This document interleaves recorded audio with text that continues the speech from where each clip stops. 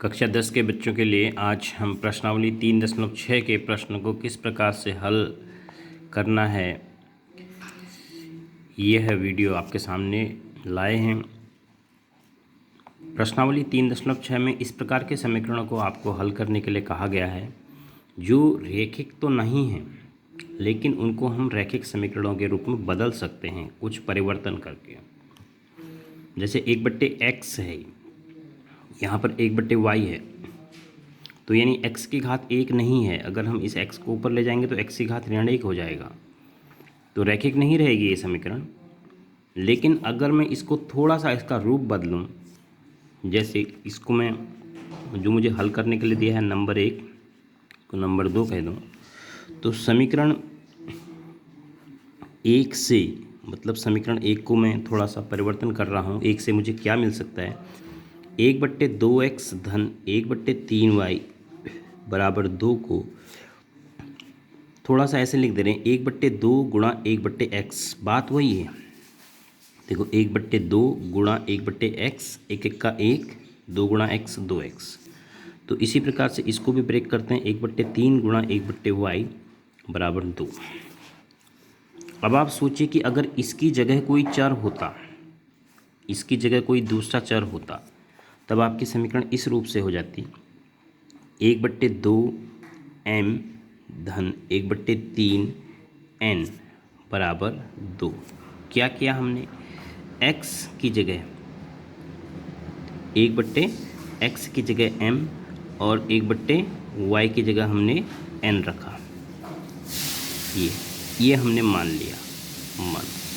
ऐसे आप ब्रैकेट में रख सकते हैं, ऐसे ही जैसे मैंने रखा ऐसे ही आप ब्रैकेट में रख सकते हैं। अब इसको हम एलसीएम लेके सॉल्व कर लेते हैं। 3 दूना 6, तो 3 1 का 3m धन 2 1 का 2n बराबर 2, तो ये इधर गुणा हो जाएगा, तो 3m धन 2n बराबर 6 दूनी 12 है। ये आपका समीकरण नंबर 3 बन गया। देखो पहली समीकरण जो आपको शुरुआत में उस स्टैंडर्ड फॉर्म में नहीं दिख रही थी जिसमें आप हल करना सीखे हुए हैं, उसको हमने कुछ परिवर्तन करके 1/x और 1/y की जगह m और n रख के इस रूप में ला दिया है 3m धन 2n बराबर 12। इसी प्रकार हम समीकरण 2 का परिवर्तन करते हैं। समीकरण 2 से हम समीकरण 2 को 1/3 गुणा 1/x लिखते हैं धन 1/2 गुणा 1/y लिखते हैं। मतलब जो आपका 1/3x है इसको तोड़ के 1/3 गुणा 1/x लिखा, और 1/2y को तोड़ के 1/2 गुणा 1/y रखा बराबर 13/6। अब इसमें भी वही परिवर्तन, तो 1/3m इसकी जगह देखो बीच में गुणा छिप गया, धन 1/2n बराबर 13/6। फिर इसका लॉसो लिया, 3 दूना 6, 2m धन 3n बराबर 13/6। अब इस स्थिति में 6 से कैंसिल हो गया, क्योंकि 6 को जाना तो ऊपर ही है, यहाँ जाके भी कैंसिल होगा, क्योंकि 13 गुणा 6 जब आप इसका पक्षांतर करेंगे तब भी इससे ही कैंसिल होना है, तो हमने पहले ही कैंसिल कर दिया। तो 2m धन 3n बराबर 13 है। ये आपका समीकरण नंबर 4 बन गया। अब आपकी जो समीकरण 1 और 2 होती थी, अब वो समीकरण 3 और 4 है। अब यहाँ पर आपका 2m है, यहाँ पर 3m है, विलोपन विधि से आप 6 कर सकते हो, इसको भी 6 कर सकते हो। तो अब आप समीकरण 3 को हम 2 से गुणा कर देते हैं और 4 को 3 से गुणा कर देते हैं। तो समीकरण 3 गुणा 2 एवं एक साथ लिखेंगे उसको, समीकरण 4 गुणा 3। अब 3 को 2 से गुणा करेंगे तो 3 पे आपकी नज़र होनी चाहिए। 3 दूनी 6, 2 दूनी 4, 12 दूनी 24, तो आपका आया 6m धन 4n बराबर 24। ये आपका आ गया समीकरण नंबर 5।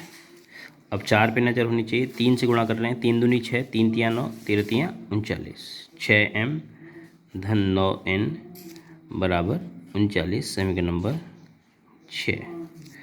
अब हम इसको घटा देते हैं, माइनस माइनस और ये भी माइनस, चिन्ह बदल गए, बाईं तरफ लिख दीजिए आप घटाने पर। तो आपके पास सिचुएशन है, ये तो कैंसिल आउट हो गया, इसमें से आपके पास ऋण 5n बचा और यहाँ बचा आपके पास ऋण 15। तो n बराबर आपके पास बच गया 15/5, क्योंकि ऋण तो कट गया। तो n बराबर 15/5 बचा। तो n का मान हो गया आपके पास 3। अब आप n का मान किस में रखेंगे, 1 और 2 में तो नहीं रख सकते, n का मान आपको किस में रखना पड़ेगा, या तो 3 में रखना पड़ेगा या 4 में। अब आपकी समीकरण नंबर 3 है 3m धन 2n। तो समीकरण n का मान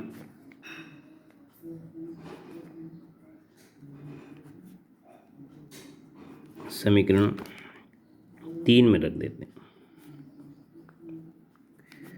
3 में रखने पर तीसरी है समीकरण 3m धन 2n।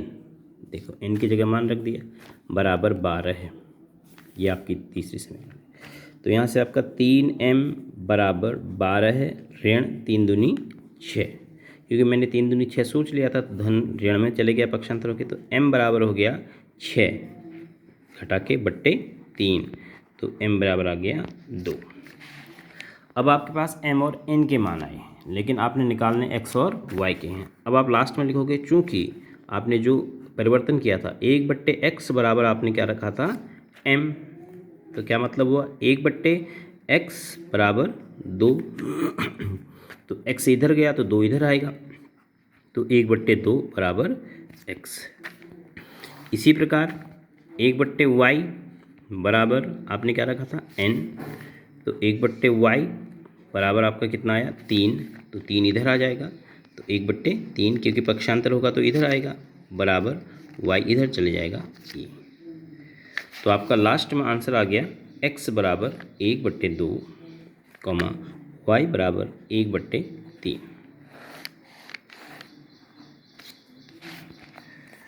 तो पहले आप अपनी समीकरण को, ये आपने ध्यान रखना है कि अपनी समीकरण को कैसे परिवर्तन करके रैखिक में लाएं। और बहुत सिंपल होता है, आपको देख के ही पता चल जाता है कि मैं क्या करूं, क्या पुट करूं, किसको क्या रखूं।